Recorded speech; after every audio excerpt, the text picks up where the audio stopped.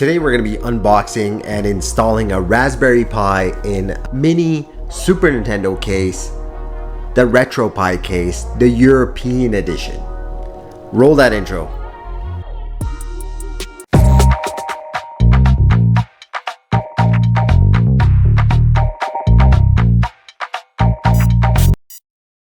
Here we are with another Raspberry Pi 3 with a Super Pi case. We've built one before. It was the Super Nintendo case that was for the North American version. Now we're going to look at the European version. So let's open this up and get things started. Alright, so let's open it up and let's get this little project started. Same as before, we got the AC adapter, we got the Raspberry Pi, heatsink that we're not going to use as always. And obviously we got the case on the right. So there's the Raspberry Pi in that box. Here's the AC adapter.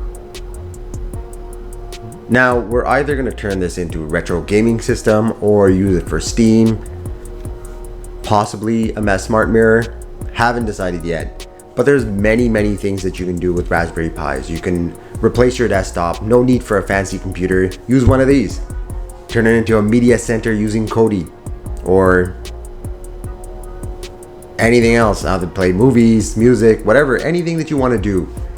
Kodi is a full-on media center that's available on Windows, Linux, all different types of operating systems.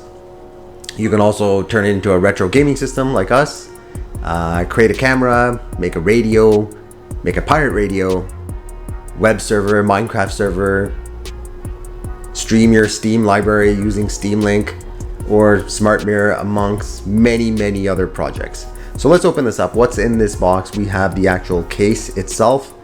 There's a little screwdriver that you can use as a tool to screw in all the screws. And there's a controller. We're not going to use the controller. We're probably going to stick with wireless controllers instead, but it's in the box. It's included. There's one there. There's a screwdriver that we talked about. Don't need that. We already have enough of those. That's the controller and the instruction manual right at the bottom, which we're also going to skip as well. We've installed so many of these that I don't think we need instructions at this point. Alright, now that we got everything out of its box, I think it's fairly clear that it's time to get things started, get it installed. Fastest way to open this is take off the little tab on the side, just like that. And that'll reveal the screws, the rubber stoppers, and everything inside.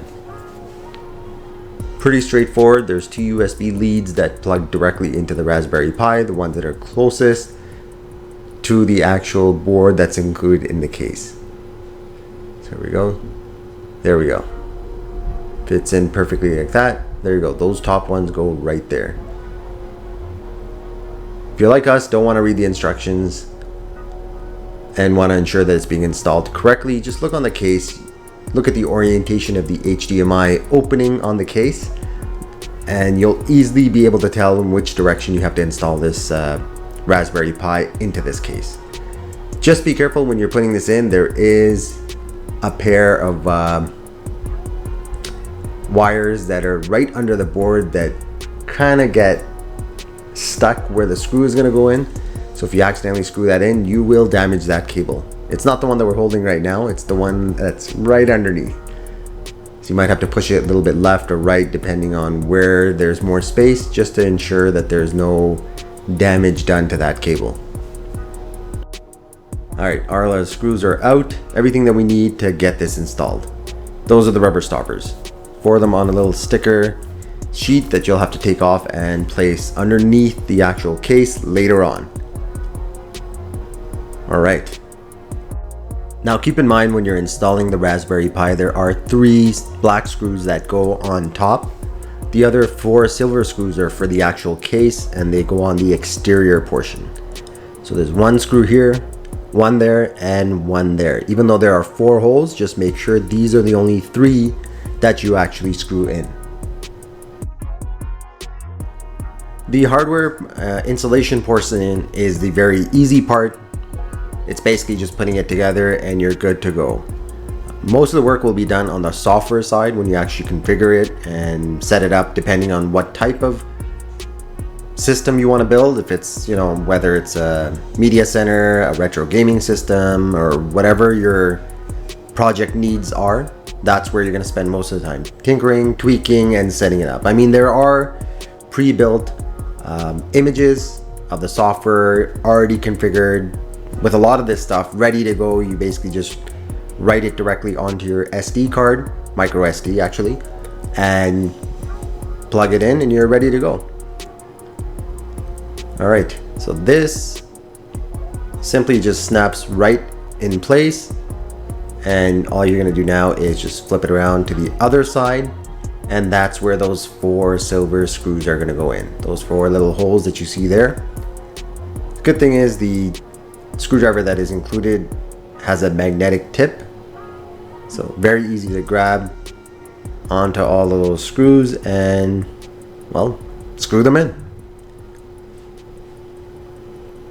All right, so let's get these final screw number 3 and eventually screw number 4 into the case.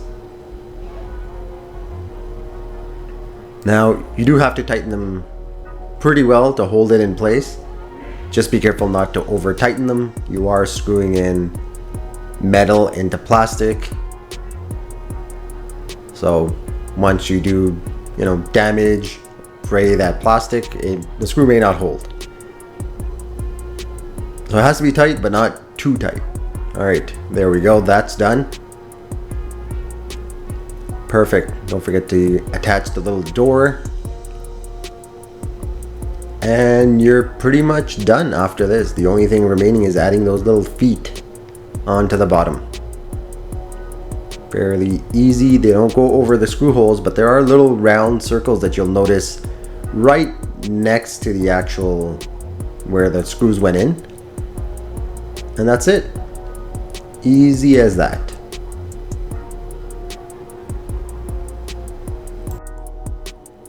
That's pretty much it. You're pretty much done, whether you put on those rubber feet or not. That's it. Look at that. Looks amazing. Very beautiful. We got North American, now we got the European version completed as well.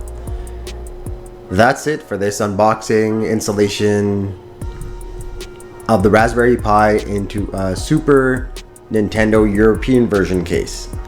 Hope you guys enjoyed. Take care. See you all in the next one.